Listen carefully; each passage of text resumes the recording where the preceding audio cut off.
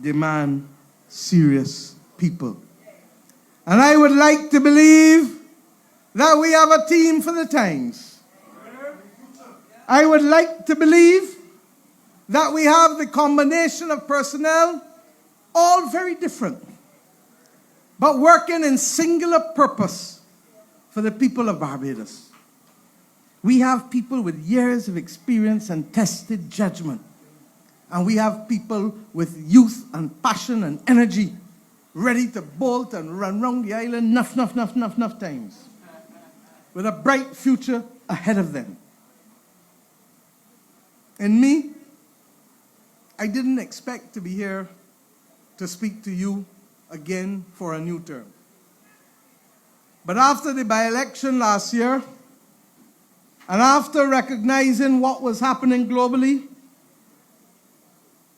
in our time, it seemed as though when you turn your head right, it was a crisis. And when you turn your head left, there was a crisis. Hit after hit after hit after hit. Freak storm, ash fall, Hurricane Elsa, Hurricane Beryl, COVID, and COVID, and COVID. 2.5 years. And that's why, Santi, when people talk about roads, tell me what work was being done for 2.5 years on building roads when the country was shut down. People must not take politeness for foolishness. And the time has come for us to remember that on top of these difficult times have come now geopolitics and cost of living, and God forbid, war. We never thought we would see war in Europe again in our lifetime, but we did. We didn't think that Africa was still in the phase of coup d'etat, but now there have been so many in the last few years, driven by instability, driven by a climate crisis. And we certainly never thought that the Caribbean would cease to be in a zone of peace. Not because we don't have crime, but because we didn't have military conflict and pirates.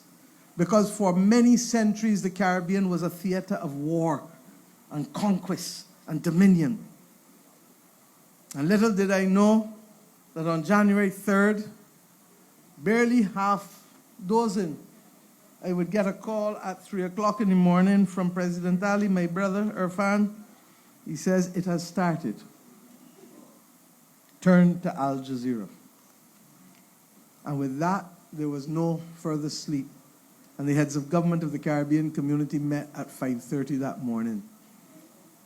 And little did Barbados, on waking up that morning, realize that we would be at the front line of displacement, Ian Goodinedgel, because of the excellent work that you have done bringing airlift to this country,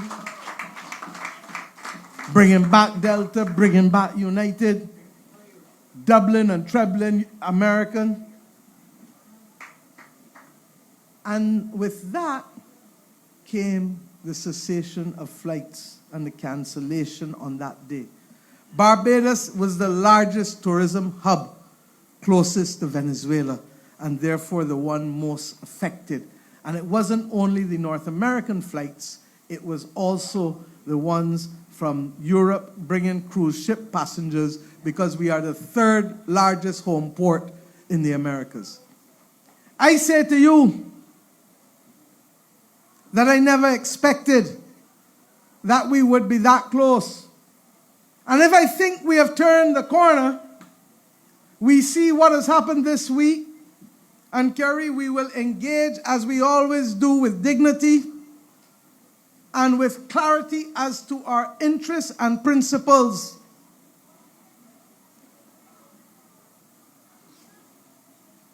And this morning, Ian,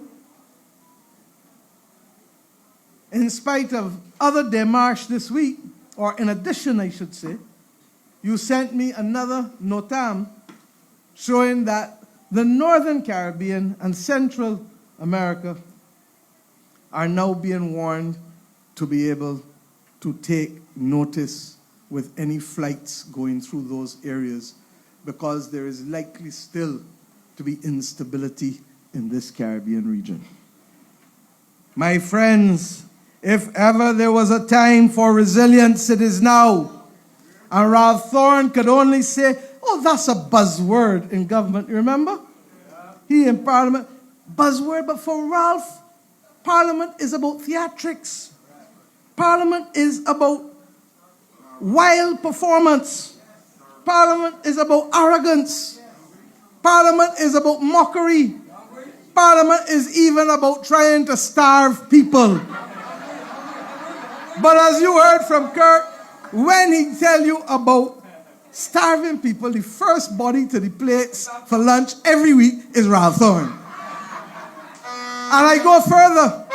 When I asked him to come and meet with the education officials, and we planned it, 2 weeks ahead of time, and I said, I'm going to bring the chief education officer, I'm going to bring the permanent secretary, bring all of them, and we can have the presentations and lunch in the dining room, the private dining room of Parliament. I come downstairs, gone in the dining room. I see the chief, I see the PS, I see the minister, I see the minister of state. Sandra, you were there? You remember? I said, where Ralph? I say, yeah. I said, but Ralph's supposed to be coming with Felicia Dujon and Maxine and others. I said, oh, they're down there at the bottom in the dining room eating food. And I went to them. I said, Ralph, we got all the people here. You agree that you're going to come and take this presentation? Well, foolish me, that was strike 3, because strike 1, William, was when he left us. Strike 2 was the thing with the crime. Strike 3 is the education. Ralph said, we can't make that no more. So, I know what it is for him. But let me tell you this, that we will not be distracted. Because what I have just listed out to you as our challenges, both externally and domestically, are real. But it has not stopped this government delivering for Bajans. We're not perfect. But we continue, and Barbados is a work in progress. In the north, in the south, in the east, in the west, you now see groundbreaking all over the place. And works in the public and the private sector. People, yes, complain about roads. But hundreds of kilometers, Santi, have been done already. We started with you, William, and continuing. Poor Ian, you had some, but because you bridging the COVID period, you couldn't do much. But because we did hundreds, we know that there are hundreds more to do. So when I say to you, my friends, it is time to keep building. It is time to recognize that Barbados cannot gamble with its future. It is time to recognize that Barbados cannot be reckless with stability. It is time to recognize that others globally have recognized the confidence and have treated this country differently in the last 7.5 years. Being recognized and getting prizes for the work that we have been doing in so many sectors. Now is not the time to change course. Now is the time to stay safe with the Barbados Labour Party. Now is the time for us to become Bajan strong. You know what Bajan strong is? Bajan strong is what has gotten us through these difficult times.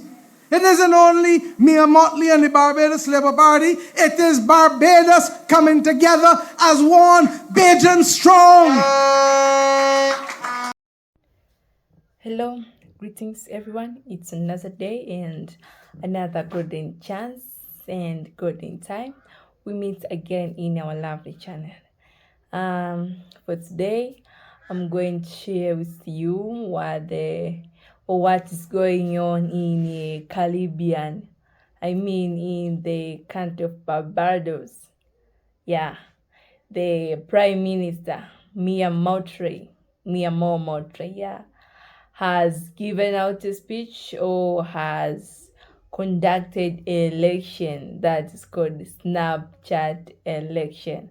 And this election is all about, or can say the election which has done has created attention to the world, especially to those developed countries, in United States. Actually, she has decided to conduct the election. Mainly purpose is for democracy and political security, because as I see, or as it is seen, that this Prime Minister Mia Mottley entered into power in 2018, but until to date, in 2026, she has many people in her government, or has majority of people who are behind her. This has made, or has make the world to wonder why she is still having many people. In short, or in reality, she is having many people because she does things that many people like. She does things that for the benefit of the people, as she has been seen speaking the truth on what is going on, means that she stands on the truth and not only just speaking. And she is seen to challenge many of the countries, USA, these IMF and WB. These some of the organizations that are very, they are known worldwide and they are giant organizations, but she challenged them. Why? Because she knows what is democracy, because she knows what she's supposed to do as a leader. So this makes her to have many people until today, and many people to be behind her. And this makes the world to be under attention. Actually, just observing, the world is now watching closely the Barbados land for this time. So this message goes to all African leaders that they have to stand on the truth. But why many? This is for few leaders in Africa. Once you start, you have many people, but as the years going on, your people you're remaining with few people who are behind you, because we are not standing, leaders are not standing on the truth, but this Prime Minister stands on the truth. So this is a message to all African leaders that they should stand on the truth. They should stand for their own people and not their own benefit, because people have elected them so as to help them, so as to make them feel having sovereignty and democracy, but not for their own interest.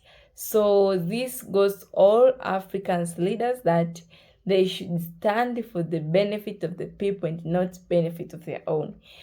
And this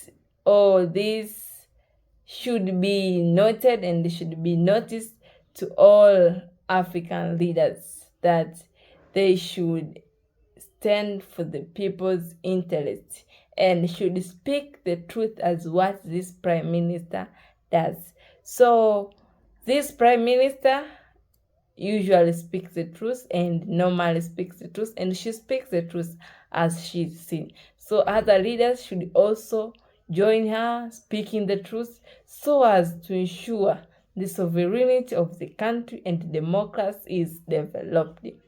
Lastly, if not listed, once you like this video, don't forget to like, subscribe and share it.